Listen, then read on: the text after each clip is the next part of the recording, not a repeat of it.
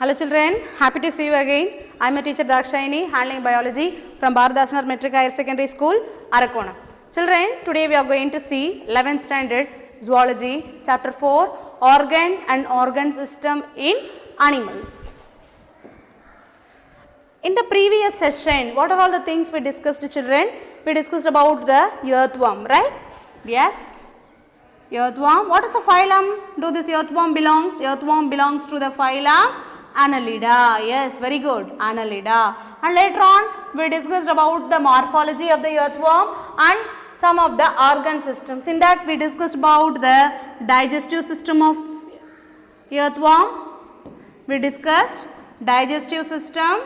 Later on, we discussed about the respiratory system. How do the earthworms respire? Any idea children? Yes, earthworms respire through their skin. So, we discussed about the respiratory system and later on we discussed about the circulatory system. What about the circulatory system? Do the earthworms possess heart children? Yes, they possess 8 pairs of lateral hearts. So, in the previous session we discussed about the circulatory system and in this session we are going to see the rest of the systems, that is a nervous system, excretory system and the reproductive system of the earthworm. So, first we shall discuss about the nervous system. Here the nervous development of the earthworm is primitive. It is they do not possess the well developed nervous system. So, while you are studying about the digestive system, in which segments this pharynx is present children? Yes, pharynx is present in the 3 to 4th segment of the earthworm. Likewise, in the earthworm, in the 3 to 4, this is a pharynx. This is a pharynx, and in the 3 to 4 segment, 2 pairs of ganglia is present above on the dorsal side of the pharynx. So, they are said to be suprapharyngeal ganglion. Since they are present above the pharynx, they are said to be suprapharyngeal like this. See this one, this is one pair, this is one and this one is the another like this. For example, if this is a pharynx, right, one is present here above it and another one is here. So, they are said to be suprapharyngeal ganglion, and on the ventral side of below the pharynx there is another ganglion called as subpharyngeal ganglion. Subpharyngeal ganglion. So, below this, if this is a pharynx, 2 are present on the dorsal side on the upper surface and one is present on below this, right. So, this pair we say it as suprapharyngeal ganglion and at the ventral portion we say it as subpharyngeal ganglion, and they both are connected to each other by a nerve ring. Here like this, here the subpharyngeal ganglion.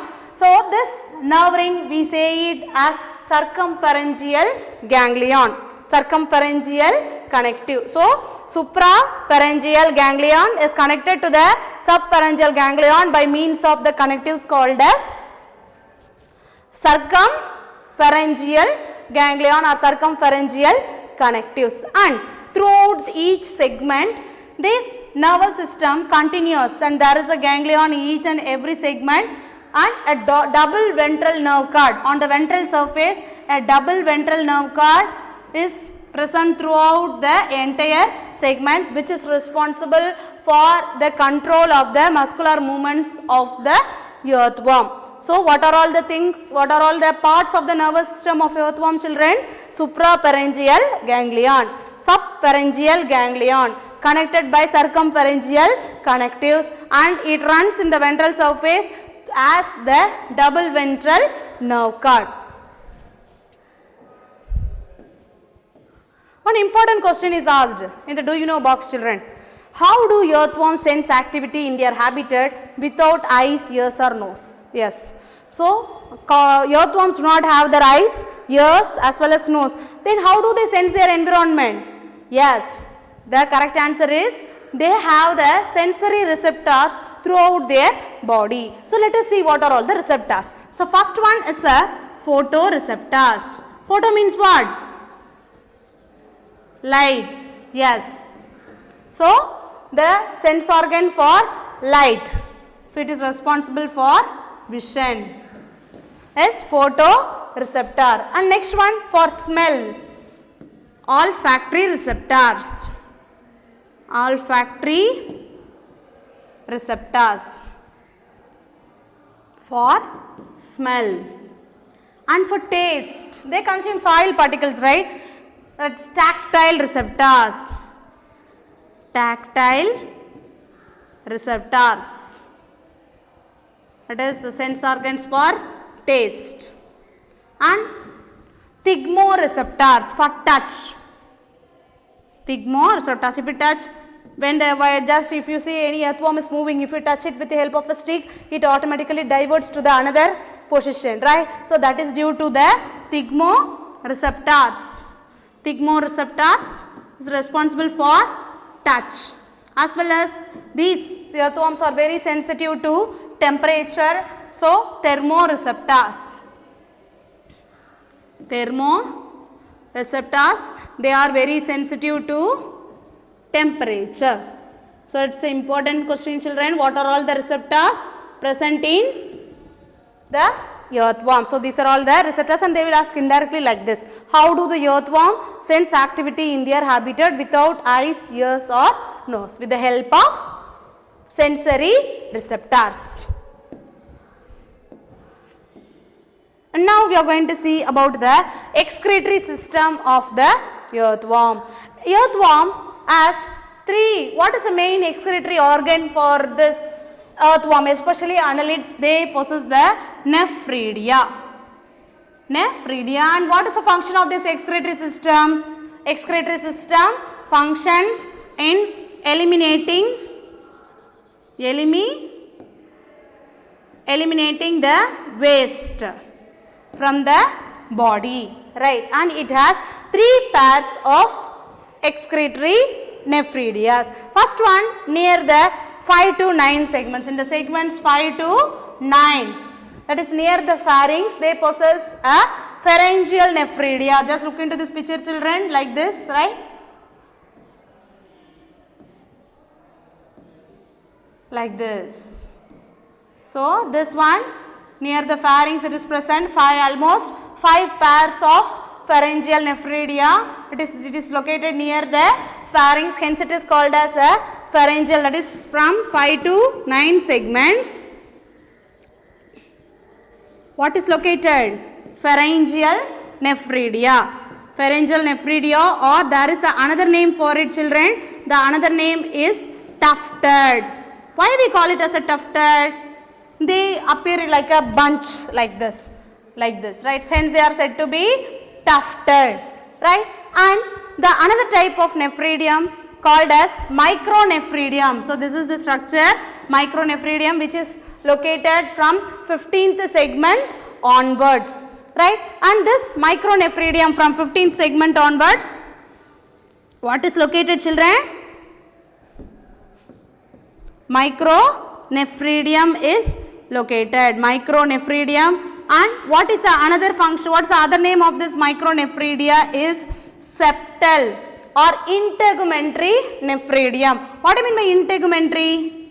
Integumentary means they are attached very close to the skin. So they are said to be integumentary nephridium. From the 15th segment to last, this micronephridium is present associated with the skin. So what are the two types we discussed, children? Pharyngeal nephridium or tufted, micronephridia or integumentary. And now let us discuss the another type of nephridium called meganephridium. Meganephridium is located from the 19th segment onwards. So now let us go into the, let us see the structure of the meganephridium.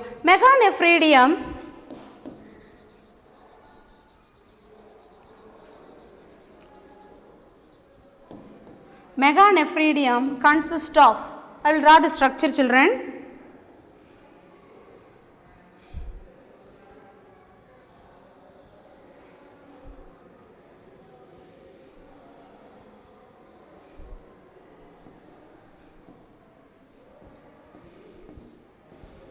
Right. So this is the structure of the meganephridium. Meganephridium consists of 3 regions. One is a ciliated region, and another one is a glandular region, and the another one is a muscular region. The ciliated region, we say it as a nephrostome. We call it as nephrostome. This ciliated and the muscular region are in the succeeding position, and this is in the preceding position, right? And how do this nephridium functions? This nephrostome, with the help of the ciliated region, absorbs waste from the earthworm, and through this the nephrostome empties the waste into the muscular region, right? From the muscular region, right, the necessary things are absorbed through this glandular region, and the wastes are eliminated through this nephridiophore,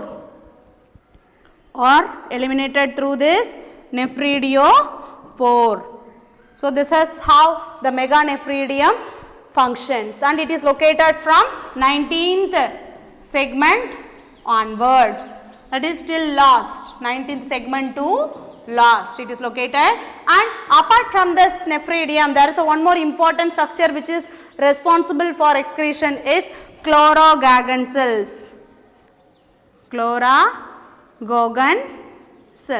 It's the important one mark, children. It is also present in the body of the earthworm, which is also excretory in function. And now we are going to see about the reproductive system of the earthworm. Earthworm is hermaphrodite. What do you mean by hermaphrodite? Hermaphrodite means both male and female sex organs are present in the same individual, but self-fertilization does not take place. For example, children, testis is present in the same and ovary is also present, but self-fertilization is not possible because the earthworm is protandrous. What do you mean by protandrous? Just underline in your book and write. Protandrous means the male gamete matures first. Pro means first, androus refers to male gamete. So when compared to the ovaries, testes mature fast and they produces the male gametes. So hence self-fertilization is not possible. Only it reproduces through the sexual reproduction. So now we can see what are all the sex organs present inside the earthworm. Right. So first one is a testis. Testis occurs in 2 pairs. 2 pairs in the segment 10 and 11. Testis occurs in the segments 10 and 11. What is responsible for testis, children? What is the responsibility? Producing the male gametes. And in the same, near the same segment, near to the testis, seminal funnel is present. Seminal funnel is present, which receives the sperms from the testis, and it is carried to the long segment, long tube-like structure called as a vas deferens. What is the structure? Vas deferens. Vas deferens, and this is a testis. And in the 18th segment, this vas deferens opens into a structure called as a prostrate gland. What gland, children? Prostrate gland. What is the function of this prostrate gland? The sperms are carried from the testis, right? And the prostrate gland with its secretion bundle the sperms into a spermatophore. What is that? Spermatophore. They may ask in 2 more questions, children. What is the function of this prostrate gland? Forming a spermatophore. And I told you it is a hermaphrodite, right? Hermaphrodite means both the male and female sexes are present in the same organism. Likewise, in the segments 13, pair of ovaries is present. Which is responsible for producing the eggs, and these ovaries opens into the oviduct which is present inside the near the 14th segment, right. And apart from this, in the between the segment 6 and 7, 7 and 8 and 8 and 9, what is present? Spermatheca is present. The function of the spermatheca is to receive the sperms from the another partner. So now we are going to see how do the reproduction takes place in the earthworm. I told you children, the spermathecal pores are present in the segments 7, 8 and 9. Likewise, this earthworm also the spermathecal openings are present in the segment 7, 8 and 9. And the earthworms at the time of copulation they come in juxtapose. What do you mean juxtapose? One earthworm facing this direction and another earthworm facing this direction. The reproduction takes place in this way. And now what happens? The sperms from the prostate gland, right here at the 19th segment what is present? 18th segment. Prostate gland is present. From the prostate the sperms are transferred through the spermatheca, and the sperms from the prostate gland of this earthworm is transferred to the spermatheca of this another earthworm. Likewise, there is a mutual transfer of the sperms, right, and later on the worms get separated. And what happens? Later the ovaries mature and they produce the eggs, and these eggs are covered by the structure called cocoon which is produced by this clitellum. Later on this cocoon receives the sperms, and the cocoon now contains a egg and sperms. Now fertilization takes place and these cocoons are laid on the soil. And when the cocoons are laid on the soil, it takes nearly 60 days for its development. First, when the cocoon after 3 to 4 weeks, that is after 15 days, a small worm starts to come out of it. That we call it as a juvenile. The young earthworm, we say it as a juvenile. And in the next phase, in about 15 days, it develops into a mature worm. Like somewhat it develops into a mature worm, but no clitellum is seen. So from the non-clitellate,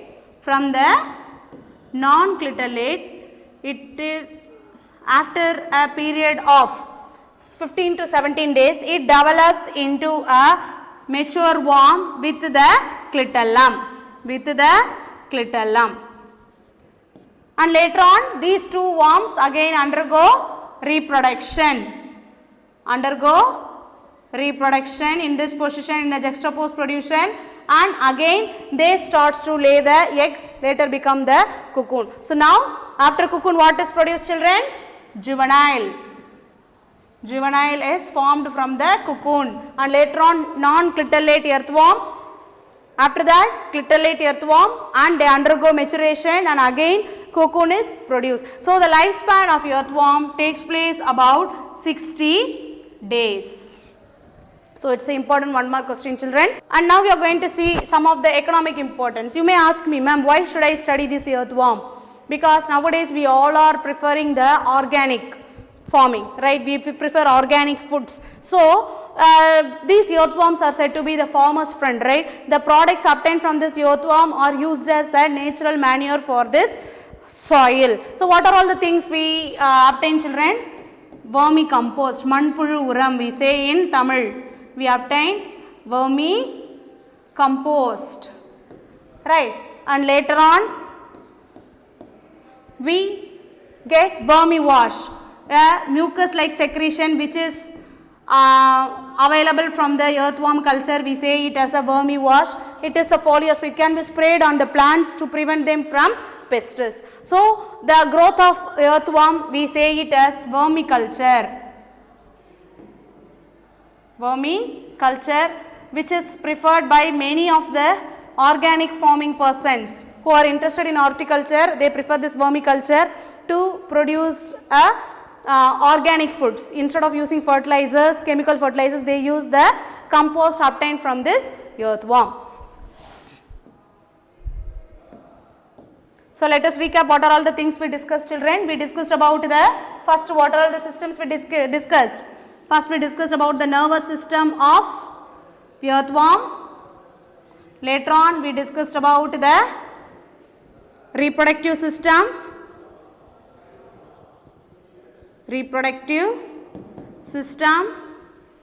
Then we discussed about the excretory system.